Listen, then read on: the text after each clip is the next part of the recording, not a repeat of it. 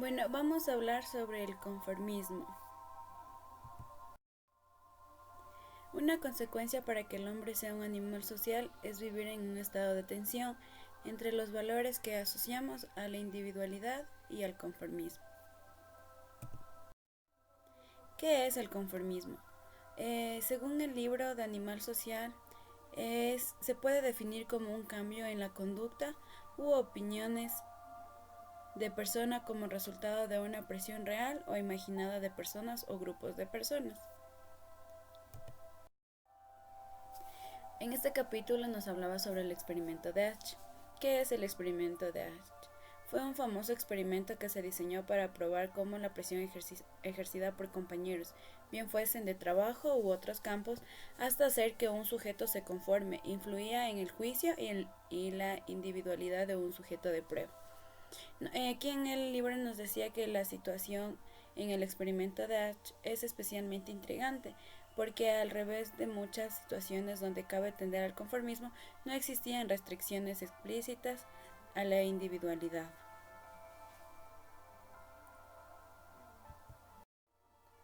Estaban convencidos los claudicantes de su juicio inicial era incorrecto y de que era correcto el juicio unánime de los demás. Aquí en este libro se hacían muchas preguntas acerca de esto. Nos decía que Aquí nos decía que se puede determinar si la conducta pública exhibida por los sujetos en el experimento de H se corresponde con su aceptación privada de aquellos juicios. También nos decía que supongamos que se repite el experimento, pero ahora se permite a los individuos ver las respuestas de los cómplices, como antes ya no se exigirá hacer sus juicios en presencia de los demás. Variables que incrementan o disminuyen el conformismo. Uno de los modos en que la conformidad con la presión del grupo puede ser disminuida es induciendo al individuo que tome algún tipo de compromiso con su juicio inicial. Otros factores también a considerar son el tipo de personas que el individuo es y quiénes son los que constituyen el grupo.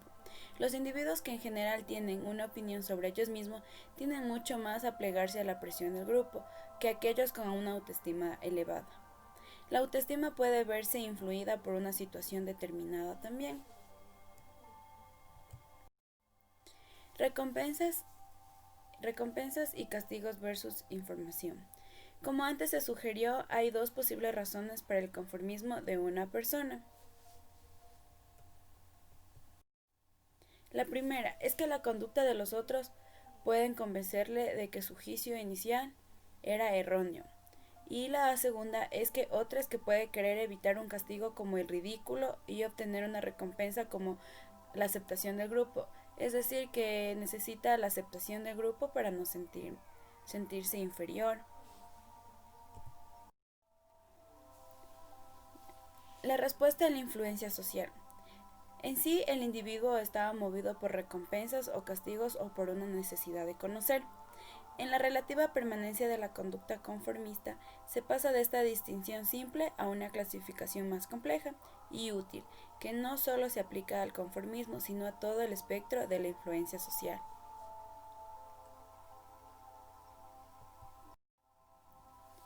Una nota sobre ética. En conclusión, al momento de buscar conocimiento, los psicólogos sociales someten a las personas a experiencias bastante intensas.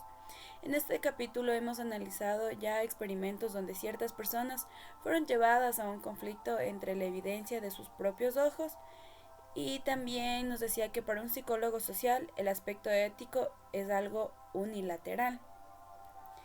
El psicólogo tiene una responsabilidad ética con la sociedad para ver cómo la sociedad es un conjunto.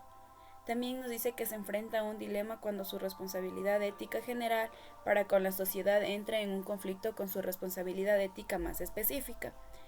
El conflicto se hace máximo cuando está investigando aspectos tan importantes como es el conformismo, obediencia y la ayuda mutua.